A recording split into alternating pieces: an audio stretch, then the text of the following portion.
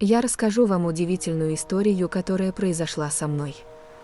Недавно я оказалась в ситуации, где я не могла пройти мимо, и в конечном итоге спасла маленькую жизнь. Я возвращалась домой с работы, разглядывая витрины магазинов. Тротуар, усеянный припаркованными автомобилями, приветствовал меня шумным городским пейзажем. Пение птиц и теплое солнце делали погоду просто идеальной. Внезапно, в этой идиллической картине, раздался тихий писк и мяуканье, заставившие меня остановиться и обернуться. Я посмотрела вокруг, но не заметила никаких подозрительных движений или видимых источников звука. Однако через мгновение я вновь услышала пронзительный писк, настойчиво просивший о помощи. Ощущая ответственность и сострадание, я решила разыскать его и оказать необходимую помощь. Остановившись на тротуаре, я стала аккуратно осматривать окрестности и заглядывать под припаркованные автомобили, в надежде обнаружить малыша. Внезапно, заметив мою тревогу, прохожие, случайно останавливавшиеся рядом, присоединились к поиску. Мы стали командой, объединенной общей целью спасти жизнь этого беззащитного создания. Продавец из магазина напротив подошел ко мне и рассказал, что недавно видел красную машину, которая резко затормозила рядом с этим местом. Он сообщил, что из автомобиля было выброшено что-то, и это, вероятно, могло быть связано с писком котенка. С нарастающей решимостью наша группа продолжала поиски. Мы пристально осматривали каждый уголок, внимательно прислушиваясь к слабым звукам. И вот, из-под капота одной из машин, я услышала явный писк-сигнал о помощи. Там, под автомобилем, был наш маленький герой. Мы собрались вокруг машины, чтобы освободить котенка из его тесного убежища. Вероятнее всего, малыш проник внутрь мотора и не может выбраться. Поддерживая друг друга, мы стали раскачивать автомобиль, чтобы создать пространство для спасения котенка в надежде, что он сможет выбраться сам. Сердце мое билось быстрее, ведь каждая секунда была ценна. Один из прохожих извлек специальные инструменты из своего автомобиля, чтобы помочь нам в открытии капота. Через пару минут капот автомобиля был открыт, но внутри мотора не так-то просто было отыскать малыша. Котенок жалобно пищал, прося о помощи. Вдруг в узком пространстве блеснули два огонька. Это были маленькие глаза котенка, он застрял между деталями и множеством проводов и кабелей. Я осторожно протянула руку и вытянула малыша. Он был изнеможен и напуган, но его глазки излучали благодарность, когда я нежно взяла его на руки. Маленький котенок был худой, а его шерсть была грязной и покрытой маслом. Мы сразу же обернули его в мягкую ткань, чтобы обеспечить ему комфорт и тепло.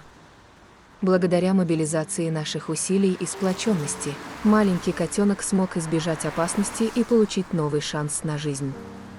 Перед нами стояла задача найти ему дом и заботливых хозяев. Наступила пауза. И я решила забрать котенка себе. Котенок прижался ко мне, дрожа и тяжело дыша. Мои глаза наполнились слезами, и я пошла с ним домой. Пока я шла, я думала, что делать с котенком дальше. Ведь дома у меня уже целый зоопарк, шотландская кошка, персидский котенок и маленькая черепашка. Я принесла котенка домой, заботливо ухаживая за ним.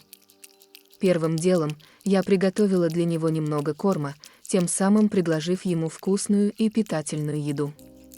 Котенок с аппетитом принялся есть, а я с радостью наблюдала, как он насыщается кормом и кошачьей консервой. После того, как я накормила котенка, настало время для его купания. Я подготовила теплую воду и нежный шампунь, чтобы сделать купание приятным и безопасным для малыша. Бережно поддерживая его тело, я стала мягко массировать его шерстку, смывая грязь и пыль. Котенок оказался очень терпеливым и спокойным во время процесса. Весь процесс был осуществлен с осторожностью, чтобы не вызвать дискомфорт или стресс у котенка. Я постоянно поддерживала успокаивающую атмосферу и, нежно поглаживая малыша, Аккуратно ополоснула шерсть чистой теплой водой, убедившись, что все остатки шампуня полностью смыты. После купания котенок остался чистым, свежим и благоухающим. Вытерев котенка полотенцем насухо, я поместила его в просторную кошачью сумку, которую я приобрела для своих кошек ранее. Затем, с волнением и радостью, я отправилась в кошачий магазин. Там я приобрела домик-лоток специально для котенка. Он был уютным и безопасным, предоставляя малышу свое личное пространство, где он мог чувствовать себя комфортно и защищенно. Вернувшись домой, я осторожно разместила котенка в его новом домике. Он с любопытством перекочевал из одного уголка в другой, видя его счастливую игривость, я поняла, что сделала правильный выбор. Однако, я осознавала, что для полного благополучия котенка необходимо пройти ветеринарный осмотр и сделать ему прививки. Я позвонила в ветеринарную клинику, чтобы записаться на прием. Утром следующего дня мы отправились в клинику, где котенок был тщательно осмотрен и получил необходимые прививки. Врач подтвердил, что котенок находится в хорошем состоянии, и я получила необходимые рекомендации по уходу за ним. Врач посоветовал мне некоторые дополнительные меры предосторожности, включая карантин, чтобы обеспечить здоровье не только нового котенка, но и моих других кошек.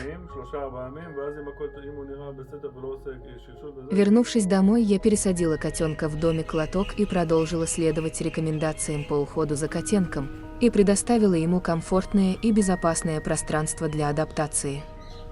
Если вы хотите узнать, как продолжается история этого маленького котенка, подпишитесь на наш канал и поставьте лайк. Я буду делиться новыми видео о его приключениях, его росте и прогрессе.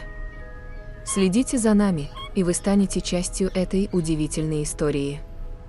Спасибо и до скорой встречи на нашем канале.